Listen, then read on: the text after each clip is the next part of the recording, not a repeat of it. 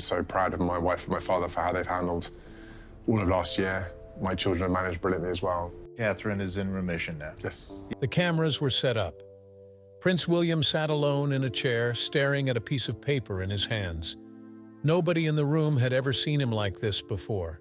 His eyes were red, his jaw was tight, and his hands were shaking just enough that the paper trembled. The secret that had been eating at him for months. Palace staff, who had worked with William for years, stood frozen as they watched him struggle with emotions he rarely showed in public. One producer whispered to her colleague behind her, "Something is very wrong here. This is not just about a baby name." She was right. What the world was about to hear would change everything people thought they knew about Prince William, his marriage, and the royal family itself. Tears fell, and thousands watching could feel their hearts shatter alongside the prince. Why was he crying? What could a name possibly reveal that would reduce a future king to tears on camera? Stay close, because what Prince William revealed in that emotional statement was not just about his family. It was about survival, sacrifice, and a love story that rarely happened. This is what really happened behind the royal wall, and it will leave you speechless. The setup. Nobody understood. The announcement of the baby's name came on a Wednesday morning. The statement read, "Their Royal Highnesses are pleased to announce their daughter will be named Rose Diana William." The middle name made sense, as everyone expected Diana to feature somehow. But Rose? That was the mystery. Immediately, speculation exploded online. Royal name experts scrambled to find historical significance. Was there a Queen Rose, a Princess Rose in the family tree? Searches turned up nothing substantial, as some people suggested it was just a pretty name chosen for its simplicity. Others dug deeper, convinced that there had to be more to it. What nobody knew yet was that the palace had been in chaos 48 hours before that announcement went out. Meetings ran late into the night. Voices were raised behind closed doors. King Charles had been involved, along with senior advisors who all had opinions about what should or should not be said publicly. Princess Kate had been crying. William had been pacing, his frustration visible to anyone who saw him. The baby was 5 days old, healthy and beautiful, but something was clearly wrong with how the adults were handling things. Staff members who worked in the family's private quarters noticed strange behavior in the days leading up to the birth. Catherine had been receiving letters, lots of them, hand-delivered by a private courier who came directly to Adelaide Cottage, bypassing normal palace mail protocols. William always personally took the letters from the courier, thanking the man quietly before disappearing into his study for hours. When he emerged, he looked exhausted, drained. Like whatever those letters contained weighed more than anyone could imagine. George, Charlotte, and Louis sensed the tension too. They became quieter around their parents. George asked his father directly one evening if everything was okay. William smiled, ruffled his son's hair, and said something else. "Everything is fine," he said, "just busy with preparations for work." George did not look convinced, but did not push further. He retreated to his room, where he later told Charlotte that something was definitely wrong, but he did not know exactly what. The birth itself went smoothly. Catherine delivered a healthy baby in the early morning hours of the next day. William was by her side, visibly holding her hand and whispering words of encouragement. When the child finally arrived, crying and perfect, they both wept. But careful observers in the delivery room noticed something odd. Catherine kept asking William the same question. "Are you fine? Are you sure about this?" And William kept nodding. "Yes, we agreed we are doing this." Doing what exactly? Nobody understood, at least not yet. After the standard recovery period, when Catherine and the baby were cleared to go home, the conversations about the name intensified. Palace officials wanted to release an announcement, but William kept delaying. "We sure need more time," and the communications team grew frustrated. Every day without an announcement meant more speculation, more rumors, more pressure. But William would not budge. He was waiting for something or someone. Someone arrived on the 5th day after the birth. An older, elegantly dressed woman arrived at Kensington Palace through a private entrance. No press saw her. No staff members were told who she was. She was escorted directly to William and Catherine's private sitting room, where she stayed for 3 hours. At certain points, raised voices could be heard through the thick doors. At other times, there was only silence. When the woman finally left, she was crying. William walked her to her car, embracing her tightly before she drove away. He stood in the driveway watching until the car disappeared, his shoulders sagging like all his strength had just left with her. Catherine found him there 20 minutes later, still standing in the same spot. He turned to her with eyes full of pain and resolve mixed together. "We tell them everything and all of it. No more secrets." Catherine hesitated because that was not the plan. They had agreed to keep certain details private, to protect people who did not deserve to be exposed.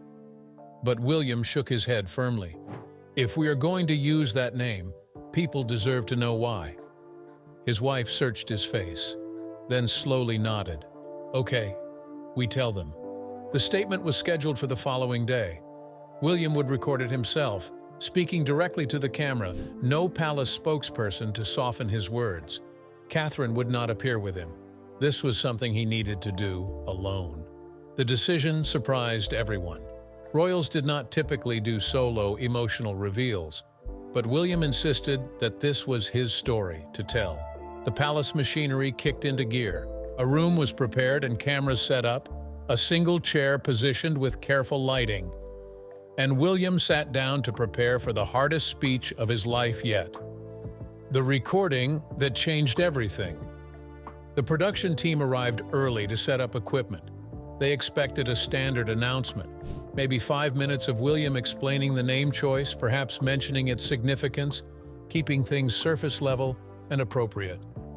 What they did not expect was for William to arrive with 20 pages of handwritten notes, or for him to request that once the recording started, nobody interrupted him no matter what, or for palace officials to clear the room of everyone except essential camera operators.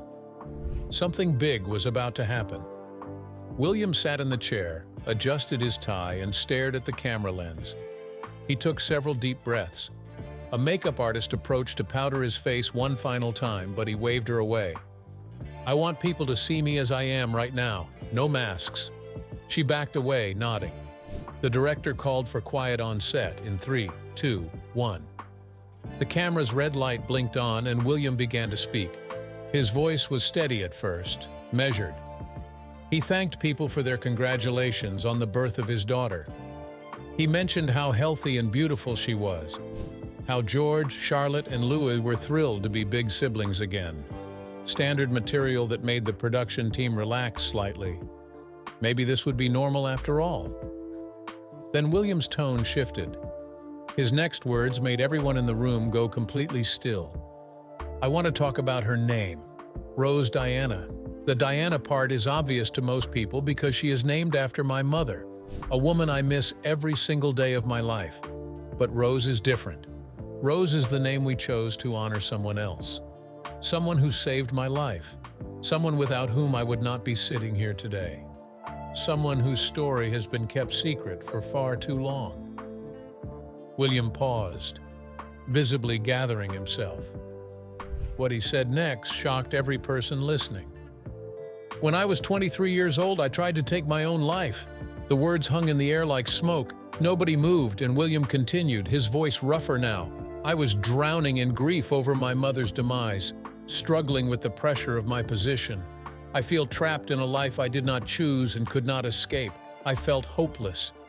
One night I made a decision that I am not proud of. I prepared to end everything." William stopped, closing his eyes briefly. The camera kept rolling. "But I did not die. Because someone found me. Her name was Rose. She was a staff member at Kensington Palace. She was not supposed to be working that night, but she had stayed late to finish some tasks. She heard something, came to check, and she found me."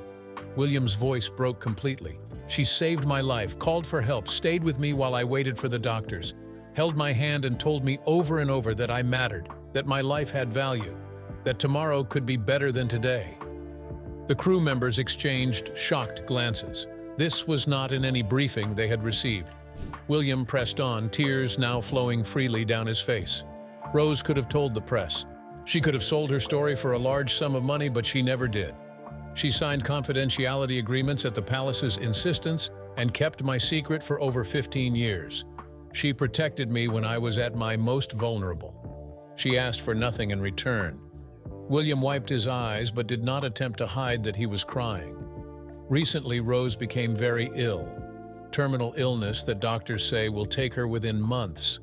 When Catherine and I learned we were having another daughter, we both knew immediately what her name should be. We wanted to honor Rose while she is still here, to know how much she meant to me, to us, to our family. William looked directly into the camera with an intensity that was almost painful to witness. Rose, if you are watching this, thank you. Thank you for seeing value in my life when I could not see it myself.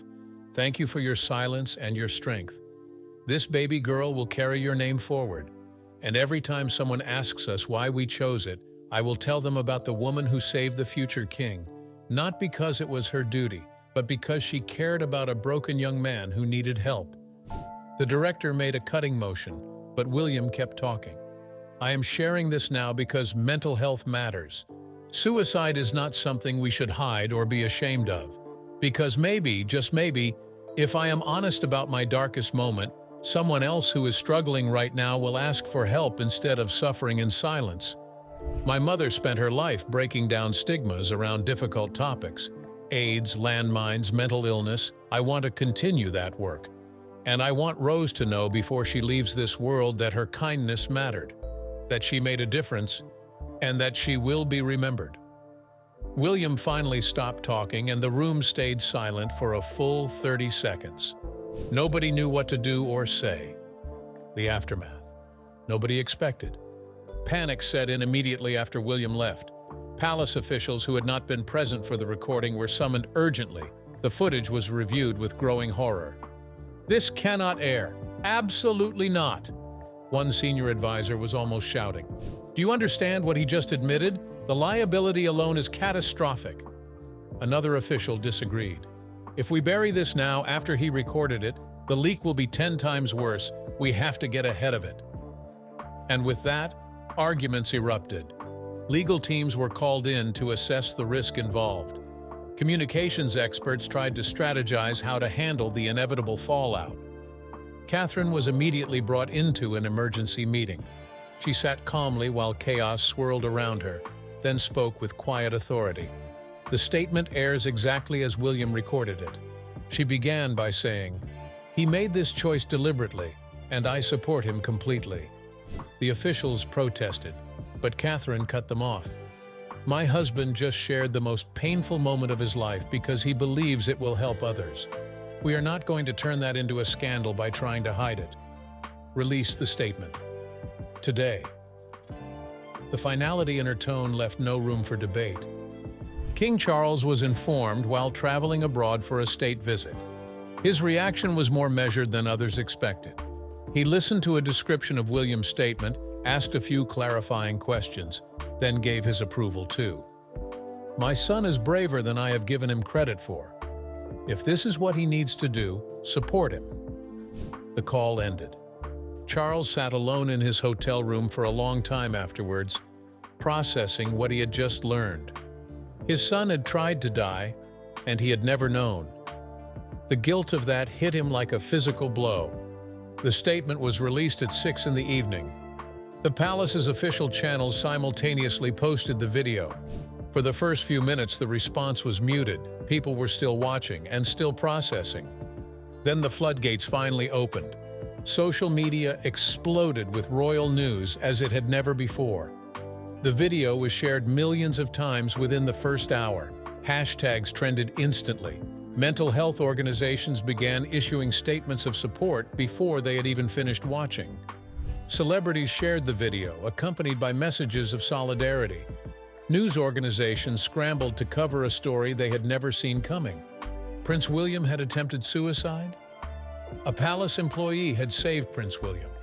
Prince William had kept this secret for 15 years, and now he was naming his daughter after the woman who had rescued him. The reaction was overwhelmingly positive. People praised William's courage and honesty, his willingness to use his platform to reduce stigma around mental health. Survivors of suicide attempts shared their own stories, saying William's openness made them feel less alone. Parents whose children struggled with suicidal thoughts expressed gratitude that someone of William's stature was normalizing these conversations. The outpouring of support was massive and genuine. But there was criticism too, as some people accused William of seeking attention or trying to overshadow other news. Commentators questioned whether it was appropriate for a future king to admit such vulnerability. A few cruel voices suggested he was weak or unfit for his role. However, to him all that mattered was that he had given his statement and was now done. Whatever people thought was beyond his control. Rose watched the video from her hospital bed. She had been moved to hospice care the week before, her body finally succumbing to the illness that had been consuming her for months. A nurse helped her access the video on a tablet, holding it steady as Rose's weakened hands could not grip it properly. She watched William speak and watched him cry. She had also heard him say her name and explain what she had done. By the time the video ended, Rose was sobbing. The nurse was overwhelmed by the emotion of what they had just witnessed. Rose asked the nurse to call someone. The call was arranged within hours. William spoke to Rose via video chat from his home, with Catherine beside him and baby Rose sleeping in her mother's arms. The conversation was private, but staff members outside the room heard laughter and crying in equal measure. When the call ended 40 minutes later, William emerged looking lighter and peaceful, like an enormous weight had been lifted. But now the question is, who really was Rose all along? The woman behind the name. After saving William that terrible night, Rose had done exactly what the palace asked, signed the papers, kept the secret, and continued working quietly in her role, never seeking recognition or compensation beyond her regular salary. She had acted out of basic human decency, nothing more. When she was diagnosed with terminal cancer, she made peace with her life and had no regrets. She had lived simply but meaningfully. Saving William was just one moment in a life full of small kindnesses and quiet service. But now that William's statement is public, her name is everywhere. Journalists descended on her small hometown in search of people who knew her. Finally, a picture emerged of a woman who was exactly as William described: kind, private, and strong. People who had known Rose for decades expressed shock upon learning what she had done, since she never mentioned it. Not even once. She just went about her life like normal. One former co-worker said that was exactly the type of person Rose was. She helps because it is the right thing to do, not because she wants credit. Rose agreed to one interview with a trusted journalist who specializes in mental health advocacy. The interview took place in Rose's hospice room and was conducted gently and respectfully. Rose spoke slowly, with her voice weak but clear. She described that night 15 years ago, how she had been finishing paperwork when she heard a sound that made her investigate, and how she had found William and immediately understood what was happening. "I did not think much, I just acted and tried to keep him conscious and aware until the doctors arrived. I told him he mattered because I could see he did not believe it himself at that moment." The interviewer asked why she kept the secret for so long. Rose smiled faintly as she said, "It was not my story to tell, it was his. And he was just a young man dealing with secret pain.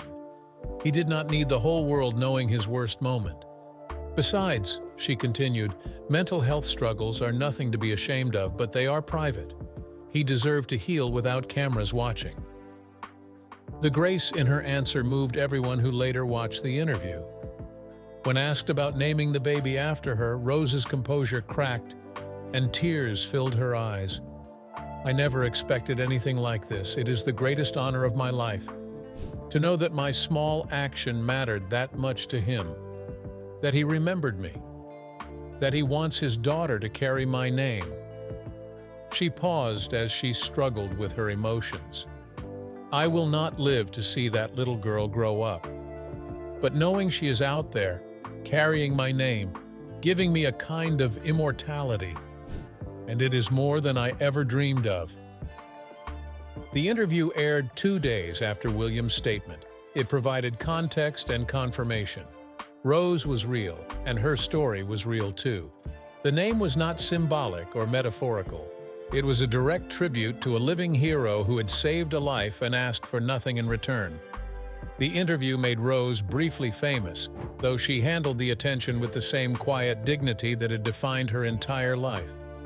William and Catherine arranged for Rose to meet baby Rose. The visit was kept completely private. No cameras, no staff. Just the family and the woman who had made their family possible. William carried his daughter into Rose's hospice room and gently placed her in the older woman's arms. Rose cradled the baby with tears streaming down her face. Rose spent 20 minutes holding the baby, memorizing her face, whispering blessings and hopes for her future. When it was time to leave, goodbyes were said with the understanding that this was likely the last time. Rose handed the baby back to Catherine. "Take care of yourself. Take care of them all." Catherine promised she would. The family left quietly. 3 weeks later, Rose passed away peacefully in her sleep. The legacy that changed the monarchy. William's statement did something unexpected. It cracked open a conversation that the royal family had avoided for many years: mental health, vulnerability, and the cost of duty and service. Suddenly, people were talking openly about the pressures faced by those born into royalty. Prince Harry, from whom William had been estranged for years, reached out after seeing the statement. Their phone call lasted over 2 hours. Both brothers cried as they talked about their shared trauma around their mother's death, about how differently they had coped with the resentment and misunderstanding that had grown between them. Harry admitted he had struggled with similar dark thoughts but had handled them differently. The conversation did not fix everything between them because years of hurt could not be healed in one call. But it was a good start and a genuine attempt at rebuilding what had been broken. King Charles began speaking more openly about his own struggles with his role. He admitted publicly that he had failed to see how much his sons were suffering after his mother's demise. "I was grieving too, and I retreated into formality and duty when they needed emotional presence. I regret that deeply." His honesty was startling, as kings did not typically admit such failure. But Charles understood that William's courage demanded his own. Mental health organizations reported massive increases in people seeking help after William's public statement. Hotlines were flooded with calls. Therapy requests skyrocketed. People who had been suffering in silence felt empowered to ask for help.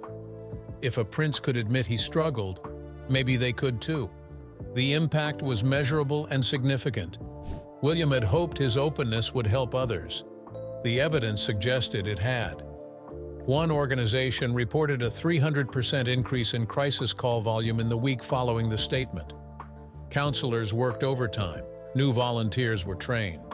The system strained under demand, but nobody complained. This was exactly the kind of response they had been hoping for. Schools began incorporating mental health education more seriously after William's revelation. Teachers received training on recognizing warning signs. Students were taught coping mechanisms and given resources for seeking help. The cultural shift was slow but real. One statement from one man had created ripples that spread far beyond anyone's expectations. Curriculum developers redesigned programs to include modules on emotional wellness. Funding for school counselors increased too. But something else happened that nobody predicted. A secret emerged about Rose herself, something she had never told William. Something was discovered only after her demise, when her sister sorted through her personal effects. Among Rose's belongings was a journal filled with decades of entries documenting her own battles with depression and suicidal thoughts. Rose had saved William while fighting her own darkness. The journal revealed that on the night she found William, she had been planning her own suicide. She had stayed late at the palace specifically because she did not want to go home to an empty apartment and the pills she had been stockpiling for weeks. Finding William had interrupted her own plans, and saving him had given her a reason to keep living, at least for that night. And then the next night, and the one after that. Helping someone else had pulled her back from her own edge. She wrote about it extensively in her journal. I was going to die tonight, but then I found him, and suddenly my life had purpose again. I mattered because I could help, because someone needed me. Because if I had not been there, he would be gone. And somehow that changed everything for me too, she wrote. Rose's sister, reading these entries with tears streaming down her face, debated whether to share this information. It felt invasive and private, but she ultimately decided that Rose would have wanted William to know. Rose had saved him while planning to end her own life. They had saved each other that night without even realizing it. The weight of that truth was almost unbearable. William asked if he could keep the journal. Rose's sister agreed without hesitation. That is why I brought it. She would want you to have it. William held the worn notebook as if it were made of glass. This changes everything, he whispered. Catherine nodded. It changes everything. William made another statement, shorter than the first but no less powerful. I recently learned something that I want to share. Rose, the woman who saved my life, was planning to take her own life that same night. Finding me interrupted her plans. Helping me gave her a reason to keep living. We saved each other, and neither of us knew it at the time. William paused, his eyes glistening. He continued, "This is why mental health work matters so much, because you never know whose life you might save by being present, by paying attention, and by caring." Rose and I gave each other second chances. I got 15 more years with her in this world because of that night, and she gave me a lifetime I would not have had. The response to this second statement was even more overwhelming than the first. People could not believe the twist, the reciprocal nature of salvation. Social media exploded with people sharing stories of times they had been saved by helping others. Critics who had remained skeptical after William's first statement found themselves silenced completely. This was not a publicity stunt. This was not calculated image management. This was a real, messy, complicated human experience being shared with brutal honesty. Even the harshest royal commentators admitted they had been wrong to question William's motives. One prominent journalist who had written a scathing article after the first statement published an apology. I was wrong. I accused Prince William of exploitation when he was actually demonstrating incredible courage. I judged him harshly for the very vulnerability we claim we want from public figures. I am sorry. A foundation was established in Rose's name, the Rose Foundation for Mental Health and Suicide Prevention. William and Catherine became its primary patrons, dedicating significant time and resources to its work. The foundation funded crisis hotlines, trained counselors, supported research into suicide prevention strategies, and worked to reduce stigma around mental health struggles. Within its first year, the foundation helped thousands of people access care they desperately needed. Rose's legacy was growing beyond anything she could have imagined. Little Rose Diana's christening became a public event that drew massive attention. William insisted on incorporating Rose's story into the ceremony. The archbishop who performed the christening spoke about the child's namesake during his remarks. This child is named for a woman who embodied compassion and courage, who saw suffering and chose to act, who gave hope when hope seemed lost. May this child grow to embody those same qualities. May she bring light into dark places. May she remember that one person's kindness can change the entire trajectory of a life. The christening guests included people from mental health organizations that Rose had quietly supported during her lifetime, strangers who had been helped by the foundation established in her name. Survivors of suicide attempts credited William's statement with giving them the courage to seek help. It was an unusual mix for a royal christening, which typically included only dignitaries and family. But William and Catherine wanted the event to reflect what mattered: community, service, and authentic connection rather than empty pageantry. George, Charlotte, and Louis took their sister's name seriously. George began volunteering with youth mental health programs when he was old enough, using his position to raise awareness of the cause. Charlotte became an advocate for emotional literacy in schools, speaking at events about the importance of teaching children to understand and express their feelings. Louis, the youngest, simply approached the world with extraordinary kindness, treating everyone he met with the sort of genuine care that his sister's namesake had embodied. The children were growing up with values shaped directly by the story behind Rose's name. The monarchy itself underwent a fundamental shift in how it approached mental health among its own staff. New protocols were established for supporting employees who were struggling. Confidential counseling services were made available to everyone in the royal household. Training programs taught supervisors how to recognize warning signs and offer help without judgment. The palace, which had been Rose's workplace when she saved William, became a leader in workplace mental wellness. It was a fitting tribute to her memory. William recorded that moment in his memory, filed it away with all the other precious fragments of fatherhood that he knew would matter more as time passed. He was raising a daughter who understood legacy, who knew that names carried weight, who would grow up aware that her very existence was tied to an act of compassion that had rippled across years. What she would do with that knowledge was still unknown. But William had faith that Rose, both the woman and the child, would continue teaching the world about the power of showing up for each other in moments of darkness. The story became part of modern royal history, but for William, it was never about history or legacy in the abstract. It was personal and intimate, about a night when he wanted to die and someone cared enough to make sure he lived. About a woman who gave him a future without knowing she was giving herself one too. About a baby girl who would carry both their names forward. About the ways that honesty, even painful honesty, could heal wounds that secrecy only deepened. That was the truth at the heart of everything. And it was a truth William would spend the rest of his life honoring. That is the truth behind the name and the statement that shocked the world. If this story moved you the way it moved us, hit that like button and subscribe for more untold royal stories that go deeper than any headline ever could. We will see you in the next video.